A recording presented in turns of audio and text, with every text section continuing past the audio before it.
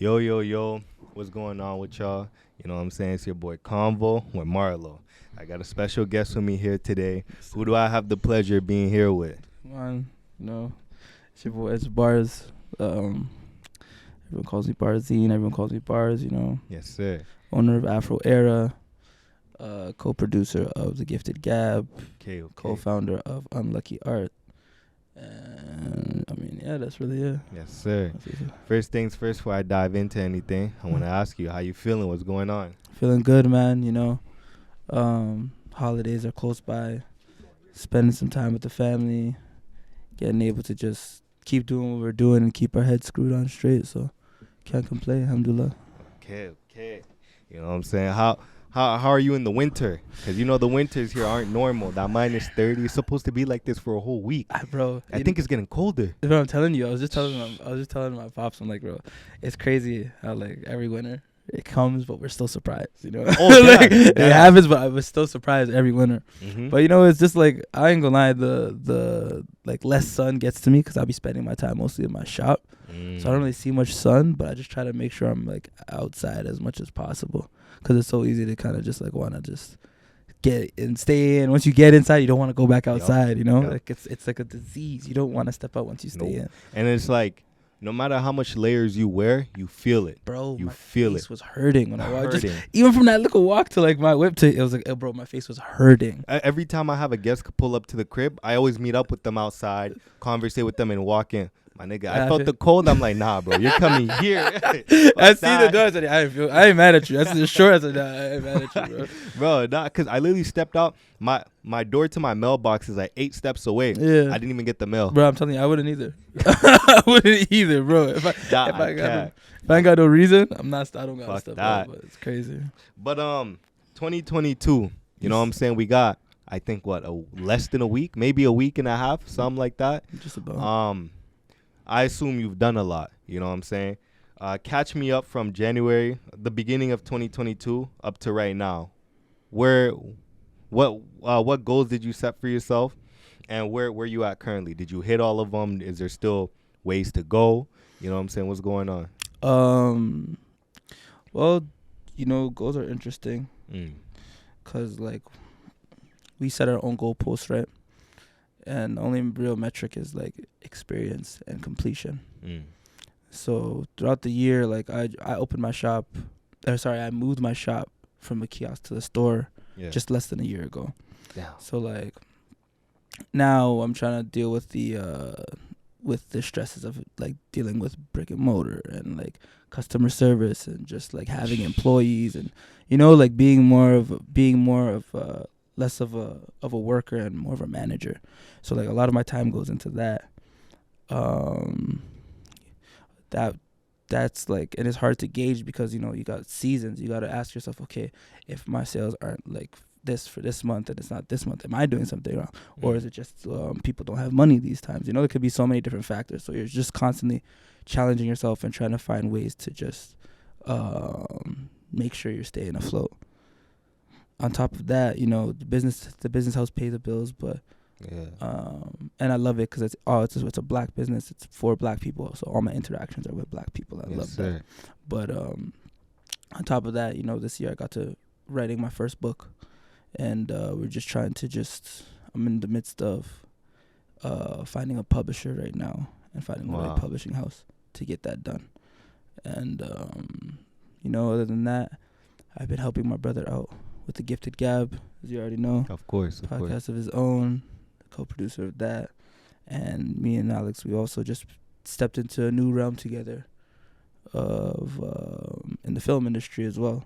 So, we just... when you say film industry, you got to be specific. Yeah. That gets into a lot of shit. So, our first film, or I should say Alex's first film, is a documentary called Coaching While Black. It's a long story about a coach who really set the tone with the culture of where Alberta collegiate basketball is at right now. And he had a formula that was frowned upon, but has since been replicated. But he's been shut out because of his formula. While everyone else is thriving off his formula. So we're just like given the platform to tell his story. Dro has broke his back for the last 2 years, just trying to run around and make sure the narrative is a fair narrative. You know, not just one-sided. Trying to get all aspects into it. And I just jumped in this year, and just added some direction in my own way, however he sees fit. So, you know, he kind of leads the show, and I just kind of just do what I can to help. Damn. Yeah. That's crazy. I love hearing all that, because y'all are hopping into shit that I'm trying to get into. For sure. You know what I'm saying? Obviously, I feel as though you might think different, but I feel as though it's kind of too early for me. One thing I'd love to do is write a book from like, let's say maybe till when I was 9, building up to where I am right now. But the thing is, I feel like I haven't really hit that much accomplishment. Like, what am I going to talk about? For sure. I'm not really that high up. Who's going to buy it? And the second thing I want to do is write or do a short film, you know? So hearing you talk about that, I'm like, damn. Here, I'm a dude that thinks about these things. I don't know how to get it going, get the ball rolling. But here you are, damn near finish the film. And you basically done the book. Like you said, you're looking for a publisher. And that's crazy. Yeah, so, but you know, like the book, it's a story called Carry On. And it's not really like it's not a biography of some sort. It's just like a very short story. Kind of follows like a Dr. Seuss theme of a kid who is lost in his school system, and he's trying to find his own way. Yeah. But he feels home and community. You know, his community is his home. Yeah. So he's trying to fight through those battles every day. So it's just a day. It's just a story about following him throughout the day and where his mind is at and how he views things and how come he sees things a certain way, but everyone else doesn't see it that way. Yeah. So it's just like a story about perception, perspective. So my advice to like anyone who tries to write a book, like writing it isn't the hard part. It's the back end stuff. Finding a publisher, finding how you're gonna print it out. Do you want to take the Amazon route? Do you want to go the online route? You know, like all these other options. Yeah, I feel like, to me, the most annoying thing, like, yeah, exactly what you said, that's true. And also, you got to split the bread. You got to split with the publisher, with whoever is doing what. And it's like, imagine some guy saying he wants 25%, he wants this, and it's like, damn. It hurts. Of course it hurts. But I look at it like in anything, and I'm grateful for like my pops and my brother who showed me like the business side of life, is that like everything takes a team. So, you know, if you can't do something yourself, then you're going to have to pay someone else to do it. So, like, that's something my bro showed me from way back. It's like, if you can't do it yourself, you got to pay someone else to do it. So, it's either you learn to do it or you get to put up the chicken and let somebody else, you know? So, yeah, it's like, even like worrying about like those cuts, because some people they want to take their piece. They want their piece. They got to make sure they're eating off of whatever they're providing. So, and the thing that I hate about that is like, if you can't do something, you're right. You got to pay someone else to do it. But now you got to work a time with that person. Yeah, exactly. Let's say 4:30 works best for you, but 4:30 they just start work. Now you got to come up with a different day. Got to make ends meet, bro. I hate that. Definitely, man. It's definitely a compromise creatively and with your mental as well, you know? So those bridges are definitely hard to walk over. Yeah. Now, before I dive into, you know, all the stuff I really want to ask you, what's your background? You know what I'm saying? Cause I'm looking. Usually, I could kind of tell. Yeah. But for you, I don't want to say half white, half black, cause I know there's more to it. Definitely. So I'm actually what you would call an Afro-Persian. Oh. So like both my parents are born and raised in Iran. My mother is of African descent. Okay. So unfortunately, for them, they don't know exactly where. You know, they're stolen from Africa, but they follow Persian culture, they follow Iranian culture, you know, and they have a little culture of their own, but at the end of it is what it is. I'm Afro-Persian. Okay. Now, how long you been in Canada?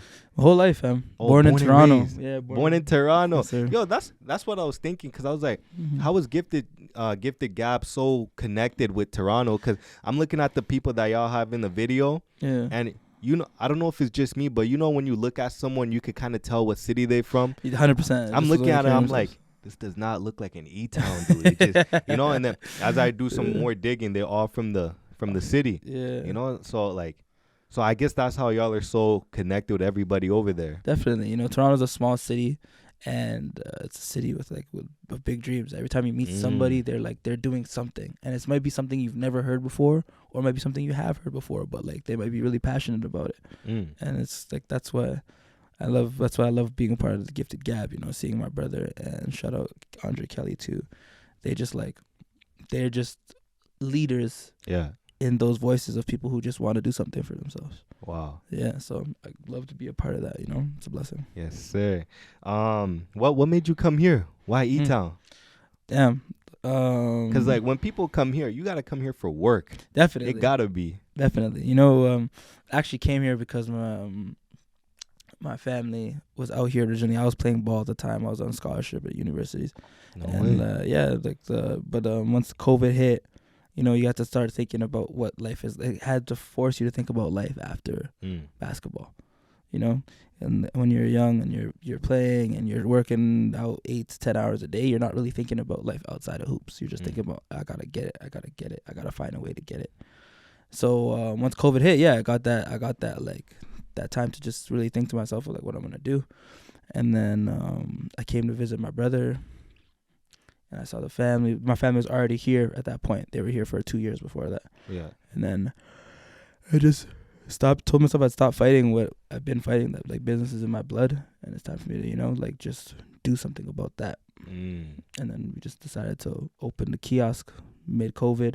It was a heavy risk, but you know, took it, and it's worth it. Yeah, 100%, man. I wouldn't have it any other way. Cause I remember when I first spoke, I'm pretty sure the first time I spoke to your brother, it was the same day I spoke to you. Yes, sir. Where was it? Legacy Hoops, yeah. It was that Legacy. I'm not gonna lie, when I saw him, I don't know if he still has it, but that big ass cast on his like. Yeah. When I saw him, I'm like, bro, this nigga looks just like Dave East. You know what I'm saying? Nah, but the thing that I really like that I'm noticing about both of y'all is like, y'all are so like well-spoken and business mindset from beginning to end.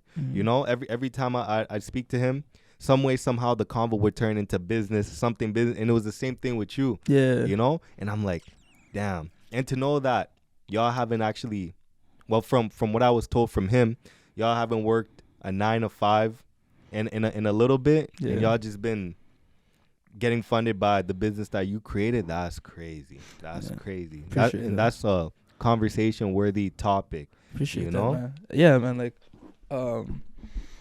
yeah, man. Like, even when I was like hooping, like I was really, I don't know, man. I was just really, really.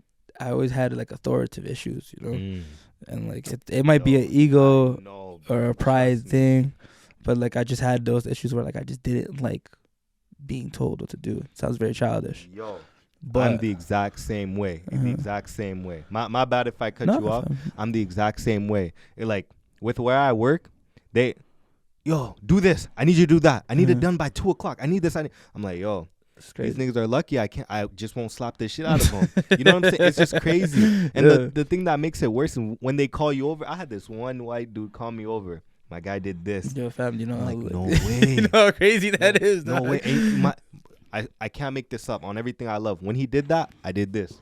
Because there's no way he could be talking to me. 100%. You know what I'm saying? And for a hot minute now, especially since I started this podcast thing, working for myself is the route I want to go. You know what I'm saying? But it's just, for the time being, niggas got to do this. Of course, niggas got to pay bills and stuff, right? Exactly. So what I want to ask you is, what was it like leaving everything behind to start where you got going on right now? It was scary, you know, like, because I really like I said, like I had a kiosk. It's not the most glamorous, like, you know, thing. Now people will look at you and be like, oh, they're not really taking you too serious. Yeah. But like at the back of my head, I knew what it was going to look like in a year from then. And I just like used that vision as motivation to propel me to not just only come in every day, but to just have the energy so that I could conduct myself in a professional manner on a daily basis, you know? So like, yeah, like people are like, oh, I don't want to work a 9 to 5, but like, you don't realize that if you do want to work for yourself, you're probably working 9 to 9, you know? But like, are you ready for that? Yeah, it might be, in your own way or like something that you would prefer doing, but those hours still have to be clocked in. Yeah. And you know, and like people don't really take that in, and even at first I didn't take that in, you know, but like it hits you because if you don't put the time, if you don't put the energy, if you don't put your mind to whatever it is that's putting the food on your table, then it will show within the business. It will show with whatever you're doing. You know, it will show that when you look unprepared or there's something that you should have that you don't have. So, yeah, man, like I would suggest to anyone that wants to like work for themselves and they're looking like, how do I do it? Map it out and then work backwards. Yeah. From, you know, so it's, and be prepared because you're going to be constantly challenged. You're going to be constantly challenged, whether it's internally or externally. It doesn't matter. You're going to be challenged. Just be ready for it. A little bit ago, I had a guest on. He owns a shoe company called Hype Fetish. You know what I'm saying? He's saying when he fully dove into what he got going on, to what he's real invested into right now, he went broke first. Yeah. And like he went broke for a minute, like damn near 2 years, you know? And this is my assumption, probably behind on certain bills and owing people bread, because you know what I'm saying? And I'm just like, yo, my pride is too big to go to feel like I'm broke. You know what I'm saying? To know that I'm going broke. But in the same breath, knowing that it's going to my dream, you're like, okay, maybe I could put my pride to the side, and because you know, who knows what the outcome would be. That's the thing. Like, and that's why I say, like, be ready for that external pressure, because like you might not see $1 back. Like they say on average, most businesses never really recoup their initial investment until 3 years.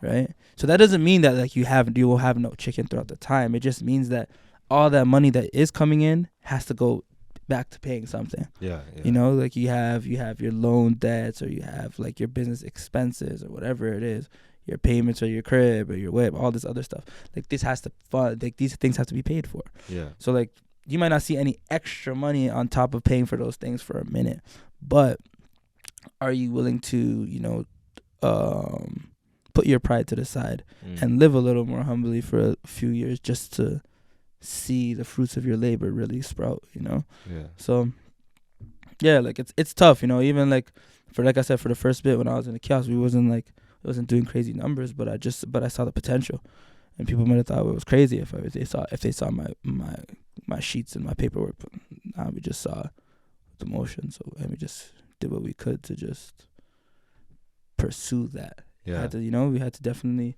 make some lifestyle adjustments in the meantime, but wouldn't have it any other way. Damn.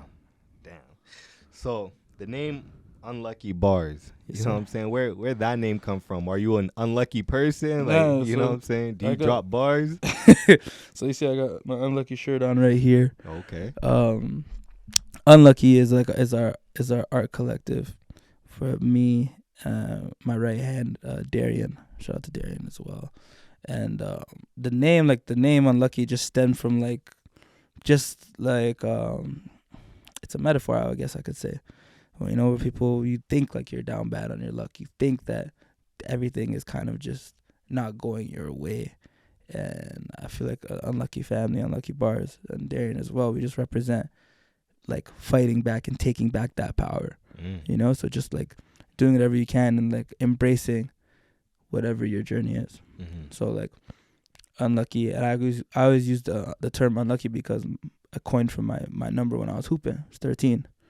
Oh, lucky number 13. Yeah, so you know, some people say it's lucky, some people say it's unlucky, but like in Canadian, it's historically a unlucky number. Sometimes in condos in Toronto, they don't even have a 13th floor. Damn. Yeah. Do they skip the 13th? They skip the 13th floor, so it goes from 12 to 14. Is it because some people? It's just a superstition. Yeah. You know, and it's like it's that deep in Canadian heritage, so it's like, and it just kind of represents our journey. Yeah. So yeah.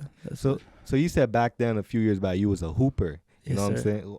What position did you play? Cause you're a big dude. Yeah, man. You know what I'm saying? I assume you'd probably be like into American football, like just something else. What position did you play? I was actually like, believe it or not, you could probably Google it and see I was a point guard. Point guard. Yeah, man. It was Magic Johnson type point guard. Like, geez. No, man. Like that was just my natural position. You know, like you're that nice. Got handles. I didn't even, like I said, I'm retired now, gang. Like you know, like I can pick it up in time and like, you know, but it's still there. But like, it's still there. I ain't got the cardio for that. I don't have the patience for that. And like, bro, I used to put in like 6-7 hours a day into hoops, you know, like at least. Just balling.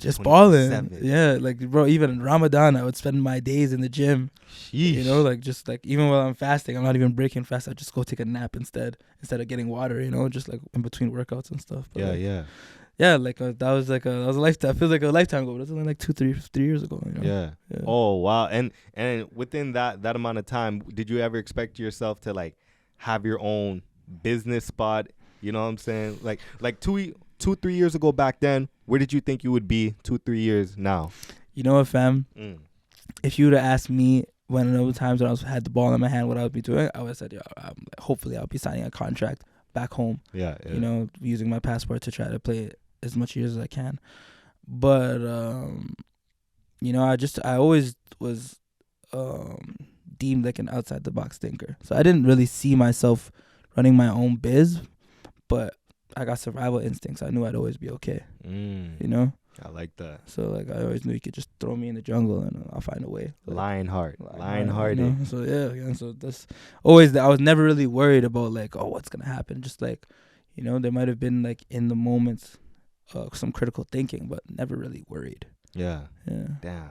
So now into the business thing, like fully diving in. You know what I'm saying? What is your business called? My business store is called Afro Era Hair and Beauty Supplies. Okay. Yeah. Now where'd the name come from? The name, like, it actually came from my pop's first ever business attempt. It was a Picture Era. And there was like a framing business that he had once upon a time. It was very, very, very small, and it was in a kiosk as well. So in Toronto. In Toronto, in Dufferin Mall. My Teal people will know where that's at. But yeah, that was like way, way back, and like the fact that I was starting off in a kiosk, I just took this last part, the era part, mixed it with the Afro part, and then boom. Yeah. So it probably took you no time to come up with the name. You know, then and there. Fam, it actually took me a minute because they're like, oh, you gotta come up with a name. Originally, I was just gonna give it my mom's name and so, you know, call it like Nina's Beauty Supply, but then like they didn't want anything with a name. They wanted something with like that was more marketable. So then now I'm at the table. I'm at the drawing table. I'm like, bro, what am I gonna do? You know? Yeah. And then it just hit me. And my pops walked in the room and he's like, I think I have an idea. I said, all right, talk to me. Just call it this. You fucking with the name? Yeah, I was rocking with it. I said, okay, pops. You know? Yes, sir. So yeah, it was like that. So being your own boss, does it fall into like the typical type of thing you would hear? You work when you want, how you want, where you want. You do what you want. You could walk into the store. You know what? I want a shampoo and dip. Is it like that? I mean, for the most part, like I get all my products at my store, and I definitely do take what I need, but I definitely have like a system for that. But like on the working part, like it's not as glamorous as people think. However, there's love in it, like, you know, like it's not miserable. Don't make it get it twisted, make it seem like it's miserable. It's just that everything that you're doing is for your business. So like when you are working elsewhere, you know, you're building another man's dollar. Yep. That's you're all making another man rich. Exactly. No matter what you're doing, whether you're taking, like you are building another man's dollar. Yep. So now you're taking those skills, whether you are at university, college, high school, or you have hands-on labor skills, you're taking those skills and you're applying them to put chicken in your own pocket. And that's what it's all about. So it's like when they say like you work on your own time, it's true, but it's not true, because yes, every time, all day, all night is your time. You own your time, but you have to put those hours into your time, or else your business will suffer. You know. So, but that's just for speaking like on mine. Like my store is a storefront. You know, not many people really do storefronts anymore. So, but like in that sense, when you do have that, you still have to put in those hours just to see them, show off, you know. So yeah. No, I feel that. What's the biggest difference between working for yourself and working for the white man? Like working for someone else. You know what I'm saying? Man. I would say is like the discipline and consistency. Because you're counting on yourself, right? So you have to have that self accountability. You have to tell yourself like, okay, yesterday I didn't get this and done. I gotta get this and this done by today. Like no one else is showing you. You have to show yourself. Like you have to show yourself what time it is, and just be ready to just go and just like, okay, this is what I gotta get done today. This is how I gotta manage my time for this week. Put these hours into this. Oh no, I got employees coming in too. I gotta set up their schedule. So like it's still more about like time management, people management, and just how you muscle through tough situations. Do you have the poise to get through those situations, you know? When those so I would say like, yeah, when you work for the white man, my bad, when you work for someone else, you work for someone else, you know, everything is told to you what you have to do. Yeah. You know, the answers are already given to you. Yep. You get there's no formula. Like the formula is there. It's already made for you, and you just go and do it with no reason to doing it, no passion to doing it. Like there's no like deeper meaning to why when someone says, all right, can you do this and this real quick? It's like, all right, I just got to do it. I'm getting paid by the hour here. Yeah. And like, you know, and I would say that, and like, just like look at it, fam. Like, ask yourself, are you really worth 15 to whatever you're getting paid for an hour? Do you really feel like that's like your time is worth that much? Yeah. You know, so I would say like those are really the main differences. Sheesh. Yeah. That's, well, again, hearing that it's so nice to hear, because for me it shows that, okay, boom, this is another guy I ran into that fully invested into what he's doing right now. So there is hope. 100%. You know, maybe if I do the same thing, but again, you got to struggle first. You have to, You got to struggle. And my nigga, I'm not ready for that, bro. I'm not ready for but it's like, it's the inevitable. Yeah. You got to do it. I have to, fam. Now I want to ask you, I heard a man once say, keep your family and business completely separated. You know what I'm saying? Uh-huh. Does that fall into the same category for you? Because they say if you put family into the mix, shit could go left some way, somehow. I mean, I really want to know the man who said that, but like, it was a song from Biggie. Biggie's song. Okay. Obviously, he was talking about something else. Of course, but it still applies. I feel like that would apply, because, boom, let's say an example, your bro, your dad, whoever works for you, like they apply there, and there's a day that comes, you really need them to work, but they got something else scheduled, and they're like, yo, this guy's my bro, my son, I'm gonna just take the day off. So I feel like right then and there, conflict can begin. You know what? It depends. It always depends on the type of family you have, the type of people you keep around you. So like I said, like my family is now, especially, they're more business oriented. You know, so like we can conduct plans together. On like, yo, okay, we need you to do this and this and this. It's like, okay, cool. You know, but there's always everything, like, we understand that whatever we do is for the family. Yeah. You know, like, I like to use like the Corleone reference. I don't know if you've seen The Godfather. Oh yeah. Yeah. So, you know, when he looks at Sonny, he says, you know, don't ever go against the family. And that's like how we are. Like, everything we do is for the fam. So as long as you like keep that bigger picture in mind, and some people they're really short sighted, they can't see that. They don't have the vision, but like, as long as you have that in mind, it could work out. More times than not, like, all the people that I know in business, they usually are in business with their family. You know, just because you need, like, you're talking about like staying down, or like that struggle before all the glory and all of that good stuff. Who's gonna be there for you other than family? You know, who's gonna be able to see like what's really going into this, and what really is the outcome, and still be okay with it? Only family. Exactly. So yeah, I would say like. Nah, one thing I always think about when people own their own business is the people. I love asking everybody this question. You know what I'm saying? When the homies come through, I want to talk about the cheap homies. When they come through, like, yo, my guy, I've known you for a hot minute. My mom needs this product. I need this product. You know what I'm saying? Remember that time I gave you this when you really needed it? Man. Yo, I was wondering if I could get this shit for cheap or for free. You know what I'm saying? How do you react to that? What's always your go-to line? Like, what do you do when that happens? So, like, I ain't gonna lie, fam. Like, I'm actually blessed to, like, I don't really have, none of my dogs really come in and ask me for, like, freebies. You know, they might ask me for a discount, which I'm cool with. Like, if you're down bad and you need something to, like, help you, and you're looking at me like I'm your savior, I'm not up like that. Like, but for sure, I got you, my boy. Yeah. You know, but like, more times than not, like, most of my friends are really, really supportive. You know, they like even when they come, I try to offer them discounts, and they'll say, yo, no, Like, damn. you know, they'll say like, no, like I want to pay that full price, that full Yeah. tab. And then like that's for me, that's love. That's like, crazy. Because I would never walk into their establishment and expect any type of favor. Mm-hmm. So like, but like if they need it, it's like, you know, like not everybody's in an economical state to like just be paying whatever they want for everything. If they can get what they want, like, not get what they want, but if they can get a favor, then who am I to say no, like, and take that defensively? It's just, bro, it's only a few couple dollars. It's not gonna, you know, It's not gonna hurt you. It's not gonna hurt me. It's not gonna like change my life. So And it's not like you're doing it for everybody that comes in and out the store. And it always balances out. Like, you know, maybe I'll do that and something like, you know, something it might, word of mouth is gonna go around. Oh, yo, go check out Barz. You know, he's looking out for the people. He takes care of the people. So like, yeah.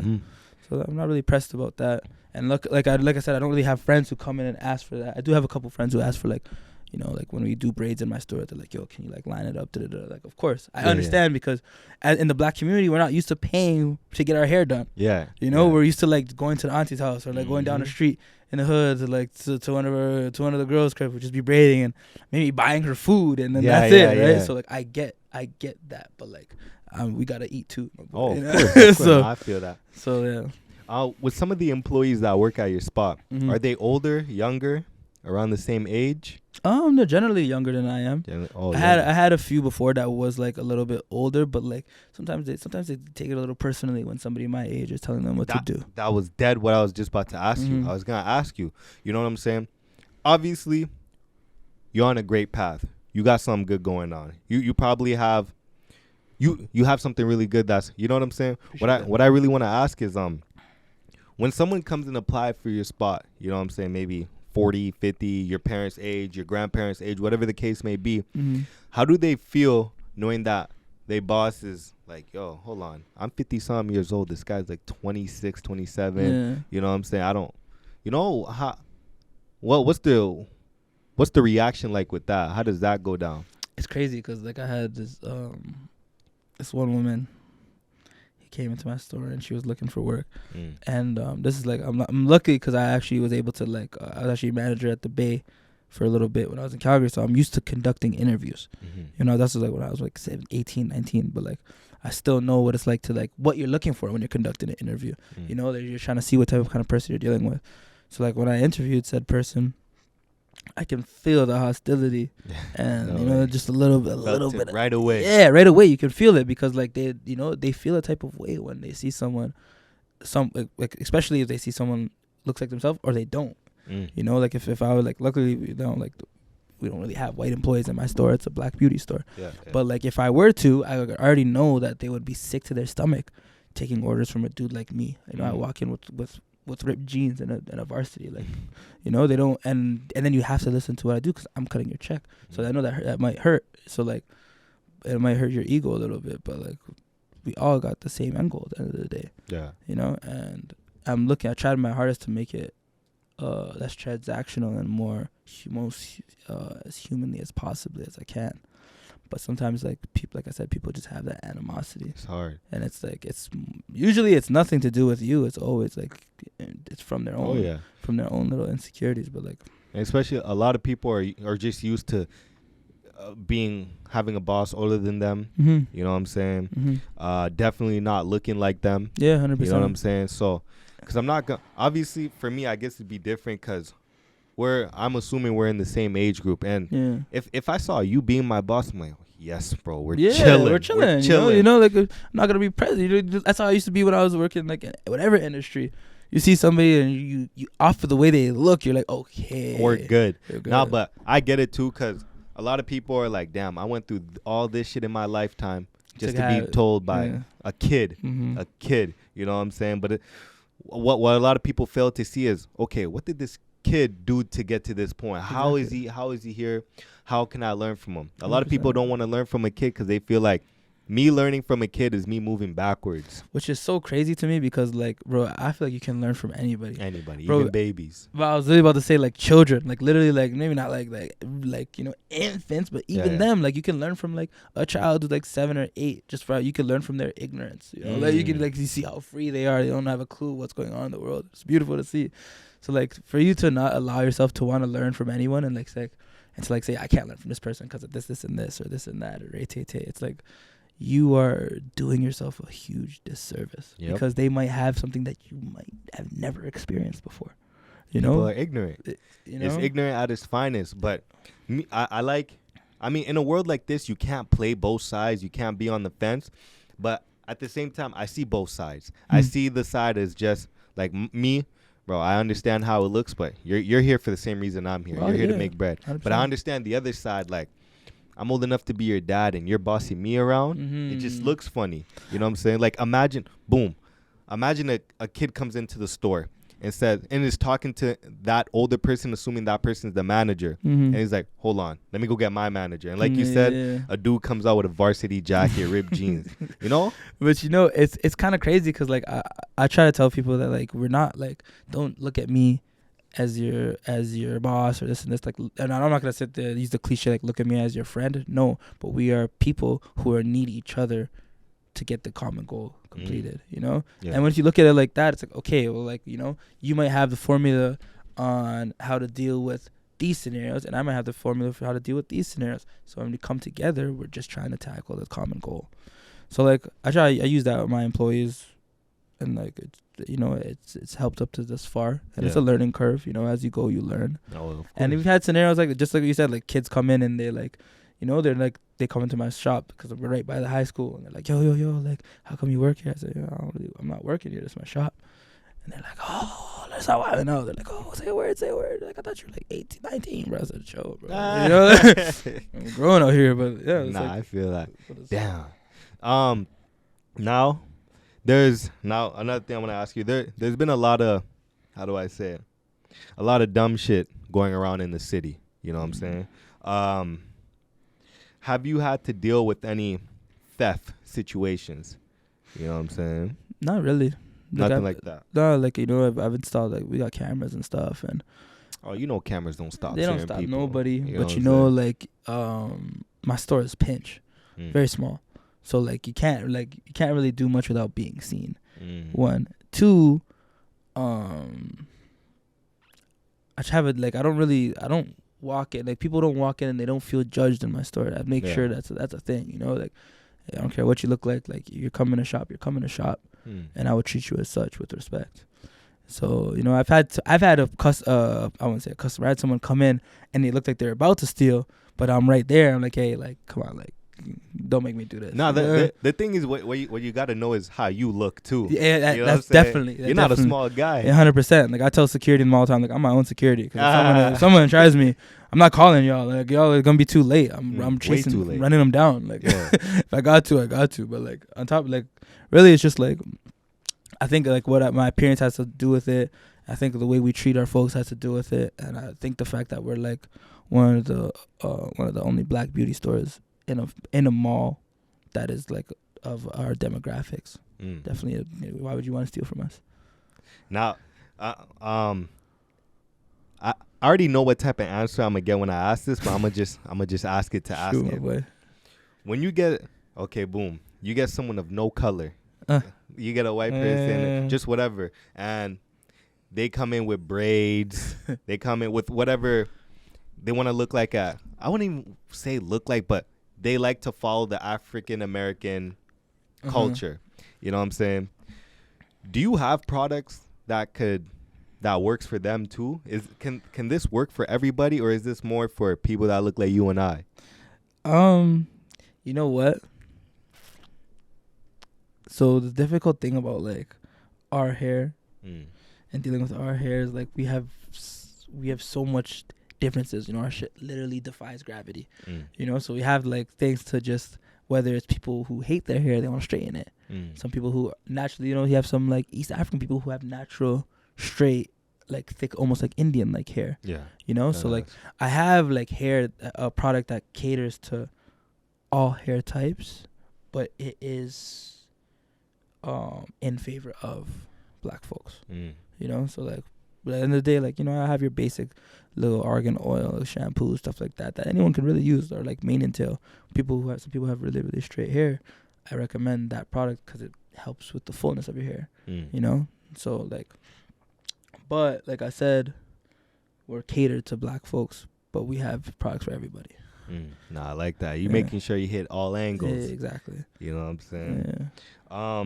Now that we're going into 2023, you know what I'm saying? Just at the beginning, I asked you everything that you had going on for 22. Mm-hmm. What's some of the goals for this coming year?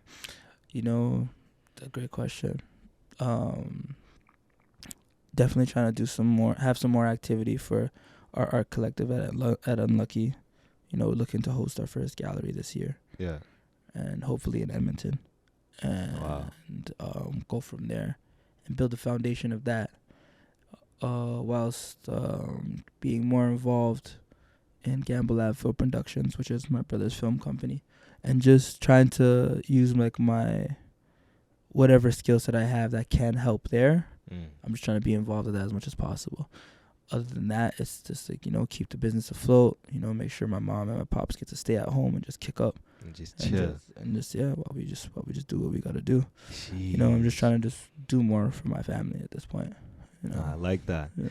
You know, all I'm gonna say, if y'all need an actor, you know what I'm saying? Hey man, you get the audition call ASAP. Yeah, I'm ready. I'm ready to step into a different realm of anything. I love you it. know what I'm saying? I love it. Yeah, I think that's about it. The last few things I want to ask you is you and Gifted Gab. Mm-hmm. You know what I'm saying? What's the whole Yo, that jack is hard. I appreciate that jack is hard. But you and Gifted Gab. Yeah. You know what I'm saying? Does it fall more? Are you trying to catch more of the audience over there in Toronto? Is it more of an E-Town thing? Because again, like I said, when I was going through it, I saw more of Toronto people on it. Yeah. Who did I see? I think I saw OG Jonah. OG Jonah was on you know there. What I'm saying? Y'all was even on Got Talked To by CTV. Yeah, which was crazy. Yeah. You know what I'm saying? But yeah. So what area, what crowd are y'all trying to hit? Canada, global. Just Canada. You know, like global. we trying to bridge the gap. So Gifted Gab is like, you know, we have our cultural ties to a city like Toronto that molded you into who you are. Those will never ever go anywhere. But we have to we're grateful for the opportunity that a place like Edmonton has bred, right? So we've had people from Alberta government come on our podcast, from the NDP leaders and you know, from all types. And we had the UCP's head of press from way back. You know, we bring whoever has something to offer, of course, to the public. And I think you're gonna see something new from us at the Gifted Gab, hear from us soon. That's what I love to hear. Direction. So, okay. Yeah, nah, I like that. Let the people know where they could find you. You know, you can find me at Instagram is UNLCKYBARZ, but no second U, so it's UNLCKYBARZ. We have at my store shop Afro Era. Our Instagram is Afro Era now. Website afroera.ca. Yes, sir. Unlucky.ca and Unlucky Family. Sorry, that's our @ on Instagram. And we selling art on there. You can see some of my poems on there, and my live performance is also on there too. So yeah, man. Yes, sir. Yes, sir. Before I wrap this up, is there anything you want to ask me before I let you go? Nah, man. I'm just grateful for having me on here. Yes, sir. You know. And I want you to know this is not gonna be your last time on. Oh, no, man. I'm down the road, man. Holla, man. Oh, yes, sir. Yeah, sure. I might even do one in your shop, bro. We could do that. You know what I'm saying? Move some stuff around, bring it in for after hours. We could definitely get that. Nah, I love that. And then instead of me asking you about, now that I know what I know about you, now you could be like, okay, this product is this. We can talk about what's happening. I can ask you about your progress. You know? Sir. Yes, sir. Of course, man. Nah, bro, I'm loving it. But so far, I want to congratulate you on everything, because my nigga, real shit, y'all got a lot going on. It's crazy. My nigga, the things I literally talk about, y'all are doing. Yeah, I'm like, shit. I literally talk to my girl. I'm like, yo, I just say Gifted Gab. Yeah. I'm like, yo, Gifted Gab, they got a show going on. You want to pull up with me? Let's go to Legacy. We went to Legacy. And then when I actually wanted to watch the film, because I worked that night, I couldn't stay too late. I remember you were super tired. And we were there. We were there at 1 a.m. too. It was late. I literally came after work. I went straight to y'all, and I was like, damn, I gotta be up at 5. Yeah. And it started 10. Yeah. You know. But when I was ready, I really wanted to watch the camera work. I wanted to see how y'all worked in your element and everything. You know. But then when my guy hit me and said it was like 4 hours out the city. I'm like, you know, like, bro, you're on your own. You're on your own, bro. Yeah, bro, it was crazy because like we literally went to like a 4 or 5 hour drive OT. Damn. And we were there filming for like 3-4 hours, and then when you watch the film, we only used like a minute. Oh my god, I'd be pissed. We and like, the whole thing, you know. So it's like, but I'm starting to learn this about the film industry. It's like, you know, you put in all this work just to get like that one shot. Yeah, that's gonna be fire for it. So like, it's like I said, it's a learning curve, bro. I'm like, Joe's like always is teaching me a lot. So I'm just like sitting back enjoying the show. But it's crazy. It's crazy, man. It's crazy. Nah, but just know, next time you and I talk, it'll be in the shop. I hope so. You know what I'm saying? Hopefully we can get something going on January. Yes, sir. You know what I'm saying? Now that I got you comfortable, this time I'll be bringing the setup to you. I love it. You know what I'm saying? We'll go from there. Let's get it, man. But yeah, bro, love having you on. Hey, I'm happy for having you on. My guy. You know what I'm saying? It's your boy Convo with Marlo. And your boy Bars. And I'm out.